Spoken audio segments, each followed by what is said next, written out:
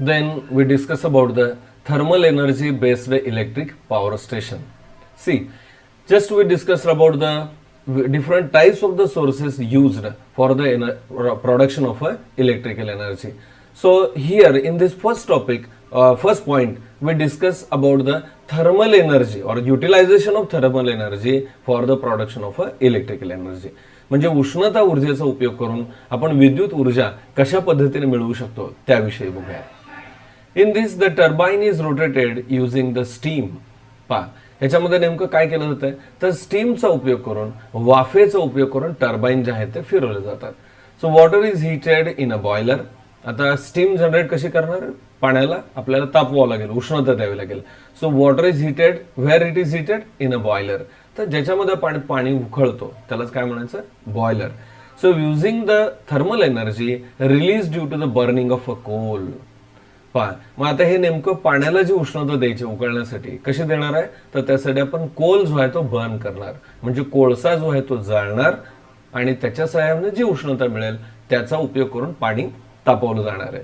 So steam of very high temperature and pressure is generated. ज्यावेळेला पाणी आपण तापवू त्यावेळेला खूप प्रेशरची आणि खूप टेम्परेचरची म्हणजे ऊर्जा संपन्न अशी वाफ उपलब्ध होणार आहे, मिळणार आहे. The energy in the steam drives the turbine.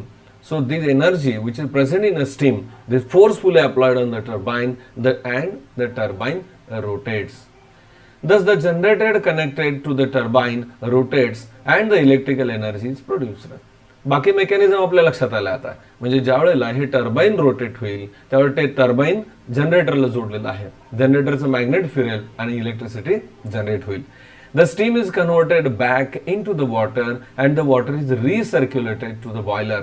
पहा ज्या वेळेला या पाण्याची वाफ तयार केली जाईल, वाफेच्या सहाय्याने टर्बाइन फिरवल्यानंतर ती वाफ युटिलाइज होणार आहे का नाही आहे, वाफेतली फक्त एनर्जी वापरली जाणार आहे आणि ती जी वाफ आहे ही जर परत थंड केली तर त्याचं पाण्यात रूपांतर होईल आणि तेच पाणी परत बॉईल करणं आणि परत स्टीम मध्ये रूपांतर करण्यासाठी आपण वापरू शकतो. म्हणजे पाण्याची बचत करण्यासाठी त्या पाण्याचं रिसायकलिंग किंवा रियूज आपण इथं करतो हे लक्षात घ्या. This is shown in the flow chart figure 5.5. आता जे आपण डिस्कस केलं हे या पुढच्या फ्लो चार्ट मध्ये दिले. बघूयात काय आहे flow chart. Flow chart showing generation of electrical energy using the thermal energy. Thermal एनर्जीचा यूज करून इलेक्ट्रिक एनर्जी कशा पद्धतीने मिळवली जाते ते आपण बघणार आहे. See here first part fuel coal. म्हणजे यातला जो पहिला भाग आहे या फ्लो चार्ट मधला तो फ्युएल कोल. आता फ्युएल कोल म्हणजे कोळसा. कोळशाचं काय केलं जात आहे तर कोळशामध्ये जी केमिकल एनर्जी आहे ती केमिकल एनर्जी म्हणजेच कोळसा जाळून त्याच्यापासून आपण उष्णता मिळवणार आहे. So this heat energy is used और it is given boiler for the conversion of water to steam. म्हणजे या उष्णता जी आहे कोळसा जाळलेली त्याच्या सहाय्यानं बॉयलरमध्ये पाणी जे आहे ते तापवलं जाईल आणि वाफेत रूपांतरित होईल. Then this steam goes to the turbine. It rotates the turbine. Okay म्हणजे ही जी स्टीम आहे ते टर्बाइन वरती पडल्यानंतर टर्बाइन जे आहे ते रोटेट होईल आणि हे रोटेट होणारं टर्बाइन कशाला कनेक्टेड आहे, जनरेटरला. म्हणजे जनरेटरमध्ये इलेक्ट्रिसिटी जनरेट होईल. परंतु हे पुढे जात असताना इथं एरो दाखवला आणि खाली एक पॉइंट आहे पहा काय नेमकं तर जी स्टीम आहे टर्बाइनला रोटेट केलेली ती स्टीम परत काय केली जाते, system for converting steam back to water म्हणजे कूलिंग टॉवर मध्ये पाठवली जाते आणि या वाफेचं रूपांतर पाण्यात केलं जातं आणि हेच पाणी परत पंप करून बॉयलरला दिलं जातं. म्हणजे जे वाफेच्या रूपानं वेस्ट जाणारं पाणी आहे ते न जाऊ देत आपण काय करतो, रिसायकल करतो. हे याच्यातून लक्षात ठेवा. Since the thermal energy is used here to generate the electrical energy, such power plants are called as a thermal power plants. पहा आता या पॉवर प्लांट मध्ये इलेक्ट्रिसिटी जनरेट होतीये बरोबर आहे, परंतु याच्यामध्ये कुठली एनर्जी वापरली जाते, थर्मल एनर्जी. थर्मल एनर्जी म्हणजे काय तर हीट एनर्जी. हीट एनर्जी म्हणजे नेमकी कुठल्या फॉर्म मध्ये आहे तर कोल मध्ये ही केमिकल फॉर्म मध्ये आहे. म्हणजे केमिकल फॉर्मचं हीट म्हणजे थर्मल आणि त्याच्यापासून आपण इलेक्ट्रिसिटी जी आहे ती मिळवतोय. ठीक आहे. So here we are using the thermal energy to get the electrical energy. In thermal power plant, the chemical energy is the coal is converted into electrical energy through several steps which are shown in the figure 5.6. आता आपण सांगितलं की thermal power प्लांटमध्ये thermal energy म्हणजे heat energy वापरतात की जी कोलमध्ये आहे आणि आपण इलेक्ट्रिसिटी मिळवतो. तर हे आपल्याला डायग्रामॅटिकली कसं रिप्रेझेंट करता येईल पहा, त्याचा एक फ्लो चार्ट दिलाय. Energy transformation in the thermal power plant. Thermal power प्लांटमध्ये एनर्जी कन्व्हर्शन ट्रान्सफॉर्मेशन म्हणूयात आपण. कसं होतं पहा, पहिल्यांदा chemical energy which is present in a coal, आता आपण बोललोय. So this is converted into thermal energy, म्हणजे कोळसा जाळतोय ह्याचं ज्वलन म्हणजेच ऑक्सिडेशन म्हणजे थर्मल एनर्जी हीटच्या फॉर्म मधली. Then this thermal energies get converted to kinetic energy in steam. पाण्याला उष्णता दिल्यानंतर जी स्टीम तयार होणार आहे त्याच्यामध्ये कायनेटिक एनर्जी आहे, म्हणजे जो फ्लो आहे, प्रेशर आहे, ते उपयोगात आणलं जाईल. आणि या कायनेटिक एनर्जी उपयोग काय केला जाईल, kinetic energy is given to turbine, it is supplied to turbine. So this turbine rotate which is connected to generator and once again electrical energy is generated. लक्षात येत आहे, म्हणजे ओळीनं स्टेप बाय स्टेप. मूळ mechanism काय तर turbine rotate होणं, जो electric जनरेटरला जोडला आणि इलेक्ट्रिसिटी मिळणं. पण ह्या टर्बाईनला रोटेट करण्यासाठी आपण इथं बाकीचे जे आहेत ते इतर पॉइंट्स आपण विचारात घेतोय. ठीक आहे. देन लेट्स थिंक, जरा विचार करा. Why the energy in the coal is called as a chemical energy? कोलमध्ये जी एनर्जी आहे, कोळशामध्ये ऊर्जा आहे, याला आपण केमिकल एनर्जी का म्हणतो. केमिकल एनर्जी म्हणजे काय तर केमिकल एनर्जी म्हणजे ऍटम मध्ये जे बॉन्डिंग आहे त्या बॉन्ड मध्ये असणारी एनर्जी. आपण कोल जो आहे, कोळसा जो आहे तो जाळतोय असं म्हणतोय, म्हणजे काय करतोय तर त्याचं ऑक्सिडेशन करतोय आणि या ऑक्सिडेशन प्रोसेसमध्ये एनर्जी रिलीज होते, म्हणून आपण त्याला केमिकल एनर्जी असा शब्द वापरतोय. त्यानंतर why steam is use to rotate the turbine. आता थर्मल एनर्जी मध्ये आपण काय करतोय, मेकॅनिझम लक्षात आलंय. टर्बाईन रोटेट व्हायला पाहिजे, रोटेशनसाठी फोर्स पाहिजे, एनर्जी पाहिजे, आणि ही एनर्जी स्टीमच्या सहाय्याने वापरतोय. म्हणजे आपण जे पाणी उष्णता देतोय, त्याला टेम्परेचर देतोय, पाण्याची वाफ होते, आणि थोडक्यात काय की कोलमध्ये असणारी केमिकल एनर्जी थर्मल एनर्जीमध्ये कन्व्हर्ट करतोय, आणि ही एनर्जी कायनेटिक एनर्जीमध्ये कन्व्हर्शन करण्यासाठी स्टीमचा आपण उपयोग करतोय. Okay. Then here is a diagram that is schematics of a thermal power plant. Power plant, thermal power plant जे आहे त्याची डायग्राम इथं दिली आहे, हे समजून घ्यायचे आहे. पण आता आपण जे डिस्कशन केलं ते अतिशय सिंपल डायग्राम आहे. थोडंसं डायग्राम काढण्याचा सराव करा, म्हणजे आपल्याला हा जो पॉइंट आहे किंवा कन्सेप्ट आहे तो पक्का लक्षात राहील. पहिल्यांदा आपण विचारात घेऊया तो म्हणजे बॉयलर. या ठिकाणी हा बॉयलर दिसतोय. बॉयलरमध्ये काय असणार आहे तर जे काय टँक असेल त्याच्यात पाणी असेल, आणि हे पाणी या पंपच्या सहाय्याने ह्या बॉयलरला दिलं जाईल. हे बॉयलर मध्ये ही जी कॉईल आहे म्हणजे पाईप असणार आहे, ट्यूब असणार आहे, त्याच्यामधून हे पाणी जाईल. ह्याला ज्यावेळेला उष्णता मिळेल कोळसा जाळल्यामुळं त्यावेळेला त्या पाण्याची वाफ होणार आहे. So here is a turbine, म्हणजे ही जी वाफ आहे हे टर्बाईन वरती जाईल. टर्बाईन काय होणार आहे, रोटेट होणार आहे. हे रोटेशन कोणाला दिलं जाणार, जनरेटरला. पहा इथे जनरेटर दिसतो आपल्याला, आणि जनरेटर मधून जी इलेक्ट्रिसिटी जनरेट होईल त्याचा आउटपुट इथं प्लस आणि मायनस दाखवलं, याच्यावर आपल्या लक्षात येईल. आता याच्यामध्ये आणखीन एक पॉइंट आहे की ही जी स्टीम तयार झाली आहे, जी टर्बाईनला आपण देतोय, त्याचं काय केलं जातं, परत मगाशी आपण बघितलं, या वाफेचं रूपांतर पाण्यामध्ये केलं जात आहे. आता हे कसं करणार, तर ही जी वाफ आहे ही कंडेन्स केली जाते, म्हणजे त्याचं संघनन केलं जातं. हे कसं करणार, तर ही जी वाफ आहे पहा या डायरेक्शन इकडे येते. कुठे येते हे नेमकं, तर कुलिंग टॉवरकडे येते.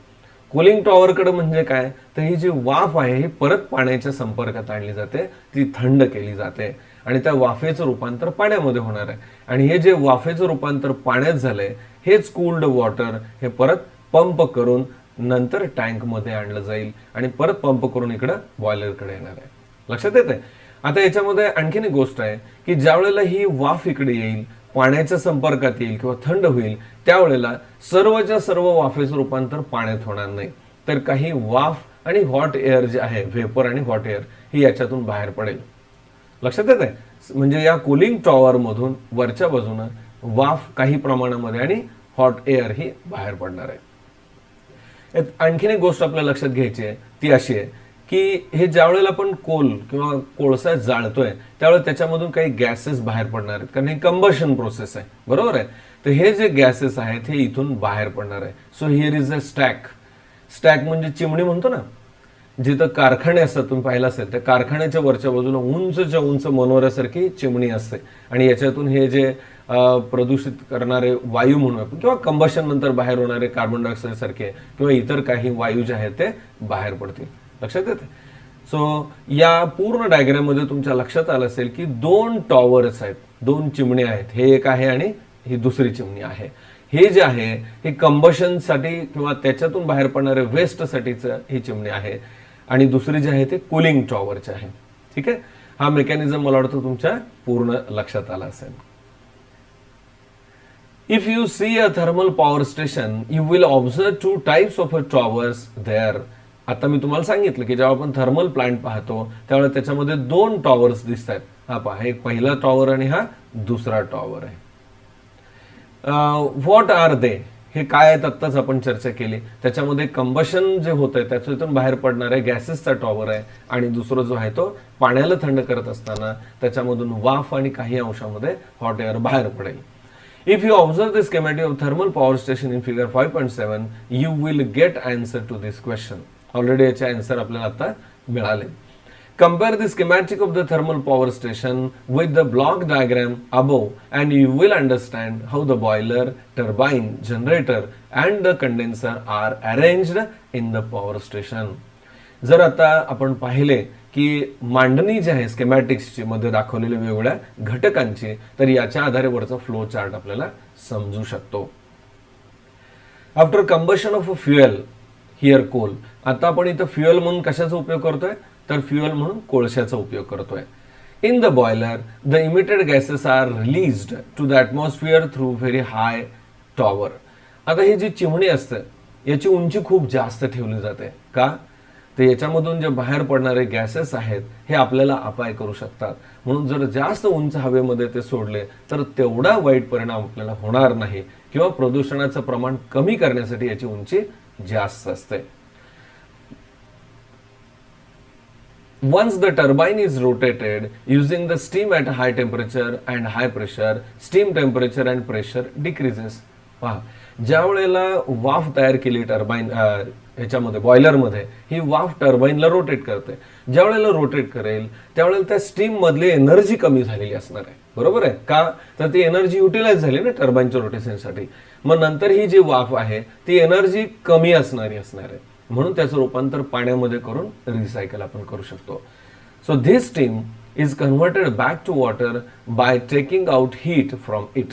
त्यातली उष्णता काढून घेऊन त्याचा उपयोग परत पाण्यामध्ये कन्व्हर्शनसाठी केला जातो. That is by cooling it. This is done in the condenser using water in a cooling tower.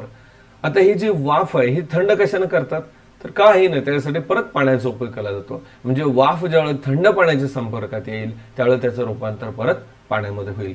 म्हणजे कुलिंग टॉवर ज्याला आपण म्हणतोय त्या टॉवरच्या आत काय आहे, तर पाणी आहे. या पाण्याच्या संपर्कात वाफ आणून परत ती थंड केली जाते. The water in the cooling tower is circulated through the condenser. Condenser म्हणजे आता मी तुम्हाला सांगितलं संघनन करणे म्हणजे वाफेचं रूपांतर पाण्यात करणं, हे कुठं केलं जातंय, कुलिंग टॉवर मध्ये. Heat energy in the steam is given to the water and the steam condenses back to the water. हा मेकॅनिझम तुमच्या लक्षात आलाय. The heat energy absorbed by the water is then released to the atmosphere through vapor and heated air through cooling water. पहा, म्हणजे आता ह्याच्यामध्ये सांगितल्याप्रमाणे काय होणार आहे, जी वाफ आहे ती थंड होईल आणि पाण्यात रूपांतरित होईल. पण काही अंशी वाफ आणि हॉट एअर जी आहे ती या कुलिंग टॉवर मधून बाहेर पडेल. Although thermal power generation is a major way of electricity generation today, it suffers from certain problem. सध्या आपण जर विचारात घेतलं तर जास्तीत जास्त इलेक्ट्रिकल एनर्जी ही थर्मल पॉवर प्लांट पासून आपल्याला मिळते. परंतु ह्या पद्धतीनं इलेक्ट्रिक एनर्जी मिळवणं हे तितकं योग्य नाहीये, कारण त्या मिळवण्यामध्ये किंवा या प्रोसेसमध्ये काही प्रॉब्लेम्स आहेत किंवा डिसएडव्हान्टेजेस आहेत. काय आहेत आपण बघणार आहोत. त्यानंतर आयसीटीज यूज करून आपल्याला काही माहिती घ्यायला सांगितली आहे, ते तुम्ही बघायचे. आता थर्मल पॉवर प्लांटशी रिलेटेड काही प्रॉब्लेम्स आहेत, काही अडचणी आहेत, काही समस्या आहेत. काय प्रॉब्लेम्स आहेत आपण बघूया. पहिला, air pollution due to burning of a coal. पहा, याच्यामध्ये कोळसा जाळला जातोय आणि कोळसा जाळण्यामधून जे गॅसेस बाहेर पडतात ते प्रदूषणाला किंवा पोल्युशनला जबाबदार आहेत. So burning of coal results in a emission of gases like carbon dioxide, sulfur oxide and nitrogen oxide which are harmful to health.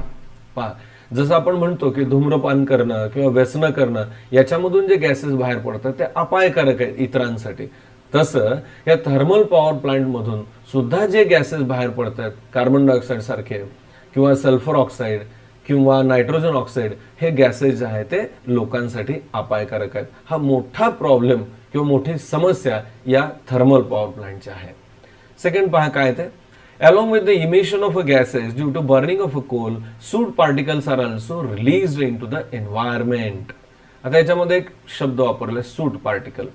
Suit particle म्हणजेच कार्बन पार्टिकल, ज्याला आपण काजळी म्हणतो ना, काळ्या रंगाचे असे धुळीच्या कणासारखे सगळे पार्टिकल बाहेर पडतात आणि परत हवेचं प्रदूषण घडवायला गॅसेस बरोबरच हे सूट पार्टिकल्स किंवा काजळीचे किंवा आणखीन एक शब्द आपण ज्याला राख म्हणतो ना, असे कण मिसळले जातात की जे अपाय करतात. This may cause serious health problem related to the respiratory system. हे काजळीचे जे कण असतील किंवा राखेचे जे कण असतील हवेत मिसळल्यानंतर आपल्यासाठी खूप घातक आहेत, कारण हे जर श्वसनामधून रेस्पिरेटरी सिस्टीम मध्ये गेले तर आपल्या रेस्पिरेटरी सिस्टीमला प्रॉब्लेम येतो. आणि तिसरा पॉइंट बघा, the reserves of the fuel used in this method that is coal are limited. या थर्मल पॉवर प्लांट मध्ये जो आपण कोळसा वापरतोय याच्यासाठी खूप मर्यादित आहेत आणि एक दिवस ते संपुष्टात येतील. जोपर्यंत कोळसा आहे तोपर्यंत आपल्याला इलेक्ट्रिसिटी मिळेल, नंतर काय, ही एक मोठी समस्या याच्यामध्ये आहे. Therefore in future there will be limitations on the availability of a coal. म्हणजे अगदी नजीकच्या काळामध्ये काही वर्षानंतर म्हणूयात आपण फार तर हे कोळशाचे साठे संपतील आणि मग मात्र इलेक्ट्रिसिटी कशी मिळवायची हा आपल्या समोर प्रॉब्लेम असेल. काही पॉइंट्स इतर माहितीसाठी दिलेत बघा. डू यू नो, आपल्याला माहिती आहे का, some major thermal power plant in India and their capacity. भारतामध्ये उपलब्ध असणारे काही पॉवर स्टेशन्स किंवा पॉवर प्लांट्स आहेत, कोणते, ते कोणत्या ठिकाणी आहेत, कोणत्या राज्यात आहेत आणि त्यांची कॅपॅसिटी काय याच्याबद्दलची माहिती आहे. पहा, विंध्यनगर हे मध्य प्रदेशमध्ये पॉवर प्लांट आहे आणि त्याची कॅपॅसिटी आहे 4760 किंवा 4760 मेगावॅट. 4760 इतकी कॅपॅसिटी असणार हे विंध्यनगरचं पॉवर प्लांट आहे. देन मुंद्रा हे गुजरातमध्ये आहे, त्याची कॅपॅसिटी आहे 4620. त्यानंतर मुंद्रा हे परत दुसरे ठिकाण आहे, पॉवर स्टेशन आहे गुजरातमधलं, 4000 मेगावॅटची कॅपॅसिटी आहे. त्यानंतर टॅमनार छत्तीसगडमध्ये असणार हे पॉवर प्लांट आहे, त्याची कॅपॅसिटी 3400 मेगावॅट. आणि चंद्रपूर महाराष्ट्रामध्ये एक पॉवर प्लांट आहे, त्याची कॅपॅसिटी आहे 3340 मेगावॅट. हे माहितीसाठी तुम्ही लक्षात ठेवायचं. So here we completed the information about the thermal power plant construction, then various points and the problems related to that. Then we proceed to the next point, that is power plant based on the nuclear energy. पहा, आपण सुरुवातीला चर्चा केली की electricity मिळवण्यासाठी आपण वेगवेगळे sources वापरतो आणि त्या एनर्जी कन्व्हर्शन इलेक्ट्रिसिटी मध्ये करतो. आता इथं पुढचे जे पॉवर प्लांट आपण बघतोय ते न्यूक्लिअर एनर्जी पॉवर प्लांट आहे. म्हणजे काय, तर काही हेवी ॲटम्स आहेत की जे ब्रेक केल्यानंतर एनर्जी रिलीज होते आणि ह्या एनर्जीचा उपयोग आपण इलेक्ट्रिसिटी जनरेशनसाठी करतो. आता न्यूक्लियस मध्ये असणारी एनर्जी वापरतोय म्हणून याला आपण न्यूक्लिअर एनर्जी हा शब्द वापरतोय. Okay, in the power plant based on the nuclear energy also steam turbine is use to rotate the generator. पहा, यातला उरलेला भाग जो आहे तो सेम आहे, म्हणजे टर्बाइन रोटेट होणार आणि जनरेटरच्या थ्रू इलेक्ट्रिसिटी जनरेट होईल. परंतु हे टर्बाइन रोटेट करण्यासाठी जी एनर्जी लागते ती एनर्जी कुठून, काय सोर्स वापरणार आपण, तर nuclear energy. However, here the energy released by fission of nuclei of atoms like uranium or the plutonium is used to generate the steam of a high temperature and high pressure. पहा, हा फार महत्वाचा concept व्यवस्थित समजून घ्या. आता आपण असं म्हणतोय की सुरुवातीला पहिल्या पॉइंट मध्ये आपण थर्मल एनर्जी बघितली, काय केलं तर पाण्याला उष्णता दिली आणि स्टीमचा उपयोग करून टर्बाइन फिरवले. आता याच्यामध्ये काय केलं जातंय तर न्यूक्लिअर एनर्जी आहे. न्यूक्लिअर एनर्जीचा उपयोग कसा केला जातो पहा, युरेनियम किंवा प्लुटोनियमचे जे ॲटम आहेत ते हाय मास असणारे ॲटम आहेत, हेवी ॲटम आहेत आणि आपण त्याच्यामध्ये हे हेवी मास का आहे जास्त, तर त्यातली प्रोटॉनची संख्या जास्त आहे, न्यूट्रॉनची संख्या जास्त आहे. आता आपण आणखीन काय करतो, आणखीन एखादा न्यूट्रॉन ऍड करतो त्याच्यामध्ये, म्हणजे न्यूट्रॉनचा मारा त्याच्यावरती करतो. साहजिकच तो जो ऍटम आहे तो अनस्टेबल होतो आणि अनस्टेबल झाल्यामुळं हा युरेनियमचा ऍटम ब्रेक होतो. आता ही जी प्रोसेस आहे ब्रेक होण्याची, याच्यासाठी जो शब्द वापरलाय तो म्हणजे फिशन. फिशन आणि फ्युजन दोन शब्द आहेत, हे नीट व्यवस्थित समजून घ्या. फ्युजन आपल्याला माहित आहे की जर दोन ॲटम एकत्र आले तर फ्युजन म्हणू आपण. फिशन म्हणजे काय, तर एकाचे दोन होणे. म्हणजे मुख्य मोठा जो एक ॲटम आहे तो ब्रेक होतो आणि दोन ॲटम तयार होतात आणि हे होताना एनर्जी जी रिलीज होते त्या एनर्जीचा उपयोग करून आपण पाण्याची वाफ तयार करतो. परत एकदा बघा, here the energy released by fission of a nuclei, म्हणजे जड असणारे जे ॲटम आहेत त्याचं फिशन होतं, ब्रेक होतं. कुठले ॲटम वापरले जातात याच्यामध्ये, तर uranium or plutonium is used. आणि ही जी एनर्जी रिलीज होईल त्याचा उपयोग काय, generate the steam of a high temperature and pressure, म्हणजे परत पाण्याची वाफ केली जाईल आणि त्याचा उपयोग करून टर्बाइन फिरवलं जाईल. The energy in the steam rotate the turbine which in turn drive the generator producing the electricity. बाकीचं प्रिन्सिपल तुम्हाला माहिती आहे, आपण अगोदरच्या पॉईंटमध्ये पाहिलंय. The flow chart of a nuclear power plant is shown in figure 5.8. आता न्यूक्लियर पॉवर प्लांटचा जो फ्लो चार्ट आहे कन्सेप्ट समजण्यासाठी तो इथे दिलाय, आपण बघूयात काय पाहिजे याच्यामध्ये. पहिल्यात महत्वाची गोष्ट म्हणजे nuclear reactor for the nuclear fission, म्हणजे जे ॲटम आहेत त्या ॲटम ब्रेक करण्याची जी साईट आहे किंवा जागा आहे त्याला म्हणायचं न्यूक्लियर रिॲक्टर. हे न्यूक्लियर रिॲक्टर आहे. न्यूक्लियर रिॲक्टरला सोर्स पाहिजे, काय सोर्स आहे, तर फ्युएल याच्यासाठीचं, म्हणजे uranium or the plutonium. Uranium किंवा प्लुटोनियमचे जे ॲटम आहेत ह्या न्यूक्लियर रिॲक्टरमध्ये टाकले जातील. Then what happens, system for steam generation from the water. या रिॲक्शन मध्ये म्हणजे न्यूक्लियर फिशन रिॲक्शन मध्ये हीट एनर्जी बाहेर पडेल. आताच मी तुम्हाला सांगितलं, या एनर्जीचा उपयोग करून जे स्टीम आहे ती जनरेट केली जाईल, म्हणजे पाण्याची वाफ तयार केली जाईल. बाकीची प्रोसेस जी आहे ती सेम आहे. पहा, या वाफेचा उपयोग करून काय होईल, स्टीम टर्बाइन जे आहे ते रोटेट होईल, म्हणजे टर्बाइनला स्टीम फोर्सफुली सोडली जाईल, टर्बाइन रोटेट होईल, जनरेटरला ती रोटेशन मिळतील आणि इलेक्ट्रिसिटी जनरेट होईल. फ्लोचार्ट मध्ये जर तुम्ही व्यवस्थित पाहिलं तर सगळा भाग सेम आहे. Steam generation, steam turbine, generator आणि इलेक्ट्रिकल एनर्जी.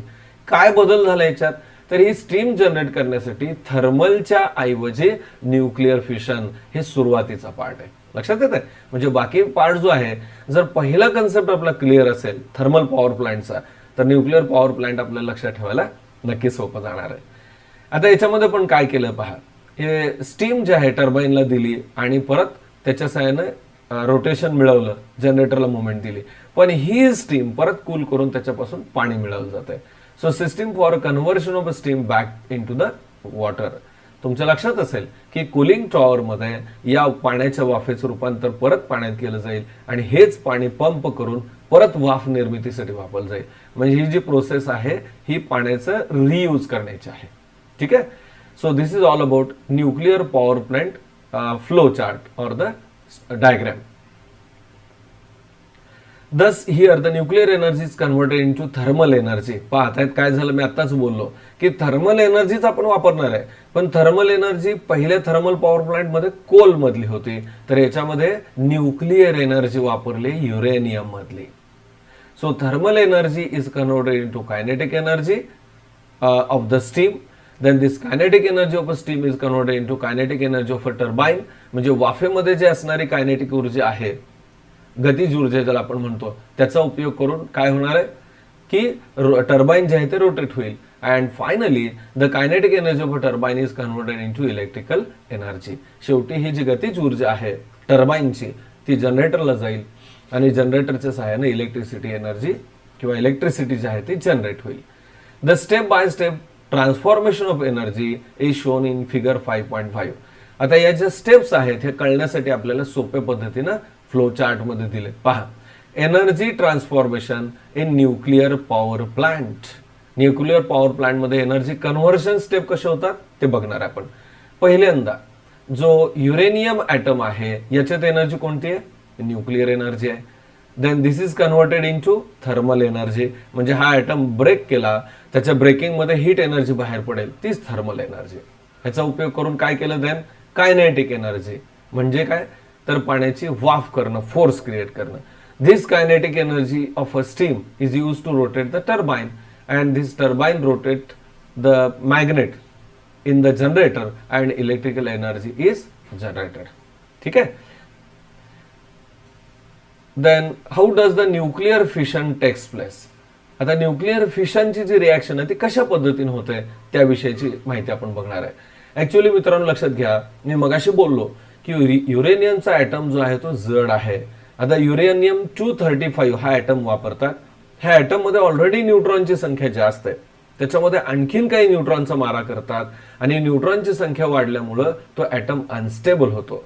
अनस्टेबल होऊन तो ब्रेक होतो आणि ह्या युरेनियम 35च्या ब्रेकिंग होण्यामुळं नंतर काय होतं तर बेरियम आणि क्रिप्टॉनचे ॲटम तयार होतात आणि त्याच वेळेला खूप अशी एनर्जी बाहेर पडते. जवळजवळ 200 MeV इतक्या मोठ्या प्रमाणात एनर्जी बाहेर पडते की जी एनर्जी पाण्याचं वाफेत रूपांतर करण्यासाठी वापरली जाते.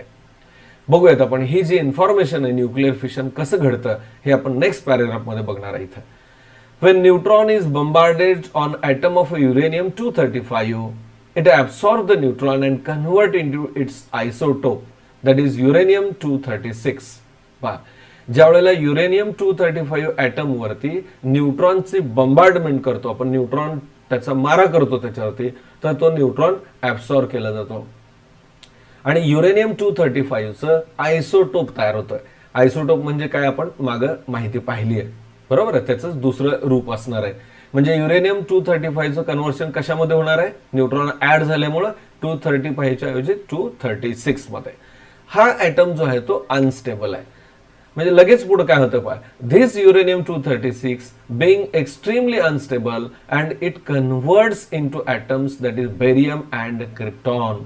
म्हणजे युरेनियम 236 हा ॲटम अनस्टेबल आहे, म्हणजे तो ब्रेक होतो लगेच आणि तो ब्रेक झाल्यामुळे जे ॲटम तयार होत आहेत दोन, कोणते ते, that is barium and the krypton, through a process of a fission.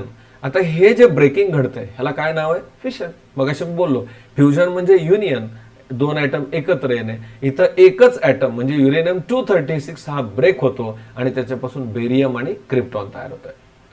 Process of fission releasing 3 neutrons and 200 MeV energy. याच्यामध्ये 3 न्यूट्रॉन बाहेर पडतात. म्हणजे काय काय घडतंय पहा, युरेनियम 236 पासून बेरियमचा ॲटम, क्रिप्टॉनचा ॲटम तयार होतो. त्याच वेळेला 3 न्यूट्रॉन्स पण बाहेर पडतात आणि एनर्जी पण रिलीज होते की जी 200 MeV इतकी आहे. आता हे जे 3 न्यूट्रॉन्स आहेत बाहेर पडणारे त्याचं काय होतं पहा, these 3 neutrons generated in this process cause a fission of 3 other uranium 235 atoms releasing more energy. Release झालेले 3 न्यूट्रॉन हे तसेच थांबत नाहीत, तर ते 3 न्यूट्रॉन परत 3 वेगवेगळ्या युरेनियम 235 वरती आदळतील आणि त्यांच्याही मध्ये हाच मेकॅनिझम घडेल. म्हणजे याला काय होणार आहे, ही प्रोसेस सिक्वेन्शियली चालू राहणार आहे. एक युरेनियम 235चा ॲटम न्यूट्रॉन बंबार्डमेंट केली, 3 न्यूट्रॉन बाहेर पडले, ते 3 न्यूट्रॉन पुढच्या 3 235 युरेनियम वरती आदळतील, प्रत्येकी 3 बाहेर पडतील. तर ही प्रोसेस पुढे पुढे चालू राहील, ह्याला चेन रिॲक्शन म्हणायचं. The neutrons released in this reaction release more energy through fission of more uranium nuclei. म्हणजे इथं काय बाहेर पडणारे न्यूट्रॉन जे आहेत हे दुसऱ्या युरेनियम ॲटमवर आदळतील आणि त्यातून भराभर न्यूट्रॉन बाहेर पडायला लागतील. So this process of fission of uranium 235 atoms continues and is called the chain reaction. म्हणजे याच्यामध्ये एका जरी ॲटमवर मारा केला तरी ही प्रोसेस पुढे पुढे चालू राहते, चेन चालू राहते, म्हणून याला काय म्हणायचं, चेन रिॲक्शन. आता जी आपण माहिती बघतोय किंवा बोलतोय ते ह्या डायग्राम मधून आपल्याला फार परफेक्ट लक्षात येणार आहे पहा. त्याच्या आधारे आपण बघूयात. This process of fission of uranium 235 atoms continues and is called the chain reaction. In nuclear power plant, a controlled chain reaction results in the release of a thermal energy. पहा, ही reaction फार भयानक आहे. भयानक या अर्थानं की ही फार fast होते. जसं दिवाळीमध्ये आपण फटाके उडवतो की नाही, म्हणजे जस्ट अगदी त्याला उष्णता दिली, फटाक्याचे ॲटम बॉम्ब असेल किंवा फटाके असतील, त्याला उष्णता दिल्यावर फाडकन स्फोट होतो. खरं तर ते चेन रिॲक्शन सारखं आहे. तसं इथं सुद्धा खूप मोठ्या प्रमाणावरती एनर्जी बाहेर पडते आणि त्यात धोका आहे, म्हणून याला कंट्रोल करावं लागतं. कंट्रोल्ड चेन रिॲक्शन फॉर्ममध्येही कंटिन्यू केले जाते. Which is use for the electrical energy generation. आता या सगळ्याचा उपयोग कशासाठी केला जातो? इलेक्ट्रिसिटी जनरेशनसाठी. आता जी आपण चर्चा केली आहे ते आपण परत इथं डायग्रामच्या सहाय्याने समजून घेऊयात. काय बघायचं, कसं लक्षात घ्यायचं बघा. पहिली गोष्ट, याच्यामध्ये जो ॲटम आहे तो म्हणजे युरेनियम 235. इथं हा ग्रे कलरनं दाखवलं पहा, फेंड ग्रे कलर किंवा आपण याला असं म्हणूयात की लाईट ग्रे कलर आहे. या लाईट ग्रे कलरच्या युरेनियम 235 ॲटम वरती हा न्यूट्रॉन बंबार्ड केला. एक न्यूट्रॉन याच्यावरती आदळला किंवा धडकवला. काय होणार आहे त्याचा परिणाम? तर याच्यापासून युरेनियम 236 हा ॲटम तयार झाला. हा अनस्टेबल आहे, म्हणजे याचा ॲटॉमिक मास जो आहे ते आता वाढलेला आहे. याचा कलर बघा, डार्क हा ग्रे कलर आहे, हा लाईट ग्रे, हा डार्क ग्रे. हे फक्त कळण्यासाठी, असा कलर नसतो ऍक्च्युली. 235 हा ॲटम आहे, हा 236 आहे. 236 कन्वर्ट झालेला अनस्टेबल आहे. त्याचं परत कन्व्हर्शन काय होतं नेमकं? तर बेरियम, आता सांगितलं पाहिजे, एक ॲटम, आणि दुसरा क्रिप्टॉन. इथं पिंक कलरचा बेरियम आणि ग्रीन कलरचा क्रिप्टॉन ॲटम दाखवलाय. ठीक आहे, हे 2 ॲटम तयार झाले. त्याचबरोबर 3 न्यूट्रॉन बाहेर पडतात पहा. इथं 3 न्यूट्रॉन दाखवलेत.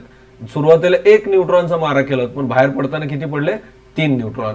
हे दुसरा पार्ट झाला, म्हणजे बेरियम क्रिप्टॉन तयार होणं हा पहिला पार्ट, 3 न्यूट्रॉन रिलीज होणं हा दुसरा पार्ट, आणि तिसरं ह्याच्यामधून एनर्जी रिलीज होते.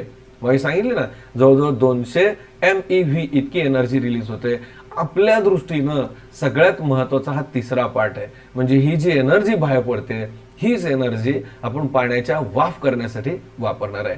पण ही प्रोसेस थांबतीये का? नाही. काय होतं पहा, हे 3 न्यूट्रॉन परत युरेनियम 235 लाईट ग्रे कलरचे ॲटम असणार आहेत बाजूला, त्याच्यावरती आदळतील.